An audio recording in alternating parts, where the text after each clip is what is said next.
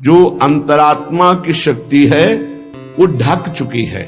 उस शक्ति को जागृत करना, साधना का मतलब है अपनी शक्ति को जागृत करना। आप महान शक्तिवान हैं, भगवान के अंश हैं, चैतन्य सत्ता हैं। आप में संपूर्ण शक्तियां विराजमान हैं, जो जितनी जागृत कर ले।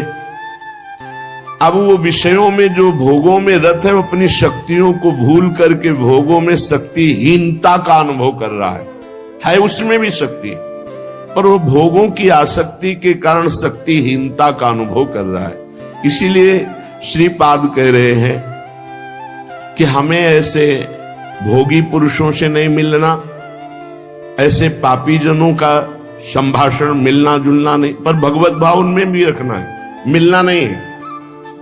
क्षुधा देह त्यागो वर्मी गृहस्थैर नहीं मिला, मैं ऐसे गृहस्थों से मिलूंगा ही नहीं जो भगवान की चर्चा, जिनको सुहाई नहीं देती, जो नाम जप नहीं करते, जो पापाचरण करते हैं, उनके द्वारा दिया हुआ थोड़ा भी अन्न हमारी बुद्धि को भ्रष्ट करके भगवत विमुख कर देगा, पक्की बात। विरक्त हो करके यदि जो गुरु मंत्र नहीं लिए पापाचरण करता है, अधर्मी है, ऐसे का प्रतिग्रह लिया जाए तो बुद्धि भ्रष्ट हो जाती है। और जो भगवत आश्रित रहते हैं तो भगवान ऐसे जनों को सामने आने ही नहीं देते। उनके द्वारा निर्धारित वही आपका भरण पोषण होगा जो आपकी बुद्धि को मंगल प्रदान करे, क्योंकि योगक्षेमम वहाम्यहम्, उसके योग क्षेम का वाहन भगवान करते हैं। उसको चिंतन नहीं करना पड़ता कि कौन अशुद्ध है कौन शुद्ध है, आएगा ही नहीं अशुद्ध आएगा ही नहीं, क्योंकि भगवद आश्रित है। योगक्षेमम वहाम्यहम्, श्री भगवान कर है। म्यपि श्रेय प्राप्त न युवती समीपम क्षण में, एक क्षण भी एकांत में विपरीत शरीर जहां से हमारा काम भाव प्रकट होता है, उसको आपस में एक मिनट भी एकांत में समय नहीं देना चाहिए। अगर देगा तो भ्रष्ट हो जाएगा। तस्मात् शास्त्रम प्रमाणम, ये शास्त्र प्रमाणित है। काजर की कोठरी में कैसो भी सयान हो जाए, दाग लागी है, पै लागी है, पै लागी है। बहुत सावधान। जिनको सेवा दी गई है कि आप समाज सेवा कीजिए, तो उनको भागवतिक बल भी दिया जाता है, केवल सेवा ही नहीं दी जाती। उनकी निर्विकारता उनके इष्ट और गुरु के बल से सुरक्षित होती है। देखो, अगर नाटक करोगे तो माया तुम्हारे सामने नाटक फैला देगी, नहीं निकल पाओगे। सच्चाई से चलोगे तो माया मां है और कोई दूसरी वस्तु नहीं है। वो मां की तरह दुलार करके आपको भगवान के चरणों में पहुंचा देगी। ये सब माया ही है।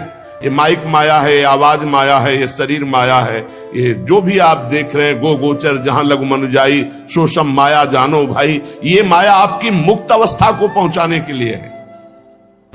अगर आप माया को भोक्ता भाव से देख लेंगे तो आप पतित हो जाएंगे। वो मां है।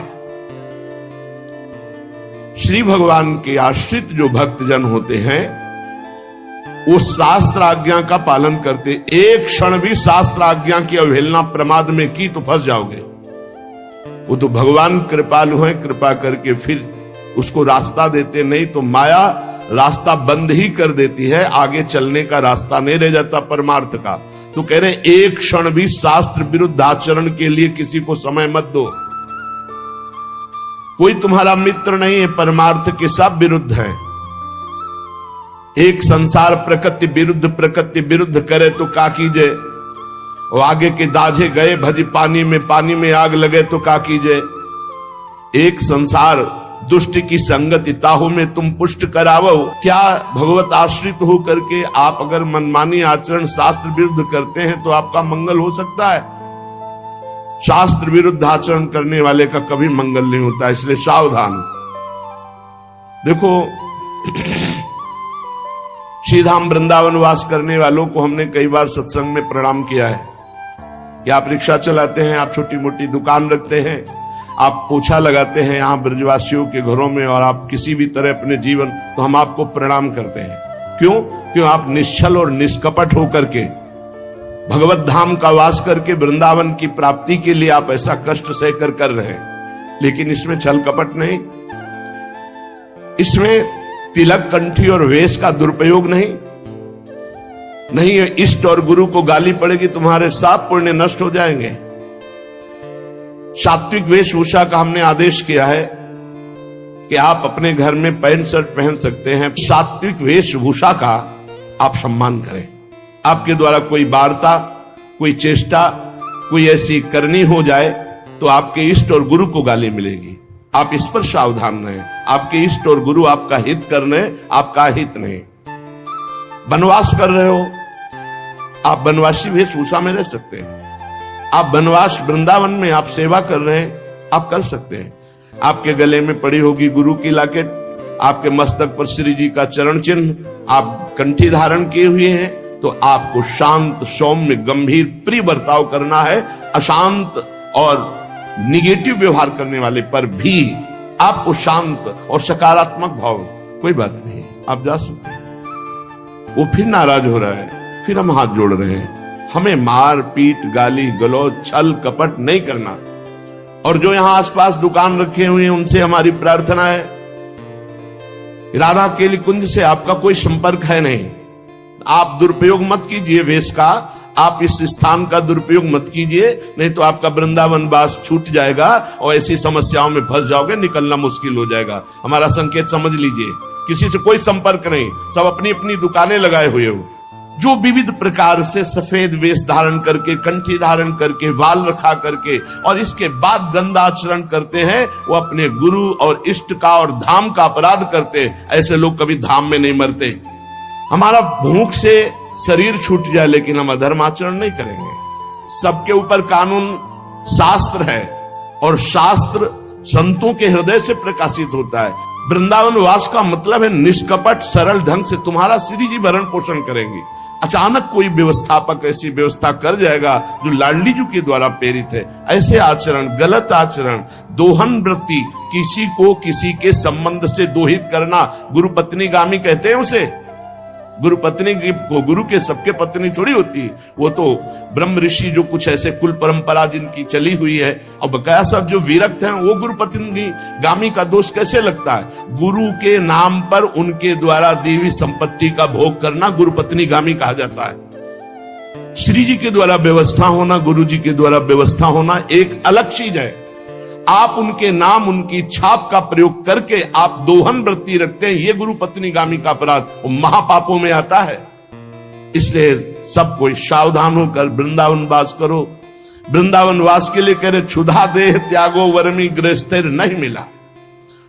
आपने माना कि 5 ग्रंथ बेचे, 5 कंठी बेची, 5 माला बेची, आपको 100 रुपया मिला, तो आप आधा किलो भोजन पाएंगे ना, जो सब्जी दाल 100 रुपये में आपको बहुत बढ़िया आनंद मिलेगा। और आप ये जो हजारों रुपए, तो आपकी विलासिता, भोग बुद्धि बढ़ेगी और पापाचरण बढ़ेगा, धाम से निकाल दिए जाओगे। कहीं ना कहीं ऐसा भयानक रोग होगा, भागोगे यहां से, अशांति पैदा हो जाएगी। बहुत सावधानी की जरूरत है। आप अगर अपनी ये सावधानी नहीं रखेंगे तो ये धीरे धीरे बुद्धि को भ्रष्ट करती चली जाएगी। ऐसी व्यवस्था से हो, ऐसा कार्य करो जिससे कम से कम निष्कपटता, सरलता, सच्चाई तुम्हारे जीवन में बनी रहे, छल कपट ना रहे। नपि श्रेयः प्राप्तो न युवति समीपम क्षणमय। ये मौत की भी मौत है बाबागिरी। काम, क्रोध, लोभ, मोह, मद, मत्सर, इन सब को मार दिया जिसने, और मौत की मौत, मृत्यु का भी भय जिसके अंदर से खत्म हो गया, उसे कहते हैं फकीर। फिकर फार फकनी करे ताको नाम फकीर। फकीर का मतलब खिलवाड़ समझ लिया क्या? अगर हिम्मत है तो अपने घर से अनुमति लेकर के पूर्ण मर्यादा के अनुसार और जीवन भर न रुपया के सहारे, एकमात्र भगवान का सहारा। बहुत सावधानी से धामवास करो।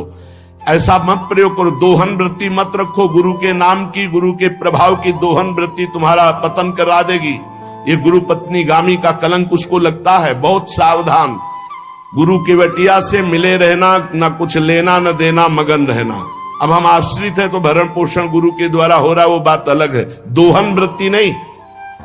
ना शास्त्र गुरु कोटि भीर न खलु लोक निंदा सतैर महानर दृष्टि भीर नहीं विपत्ति सौखेर नहीं।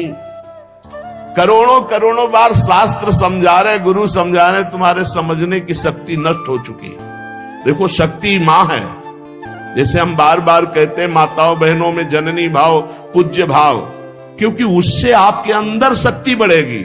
और जब आप इन शक्ति को शक्ति स्वरूपा जननी स्वरूपा देवियों के प्रति काम भाव रखोगे तो आपकी शक्ति नष्ट हो जाएगी।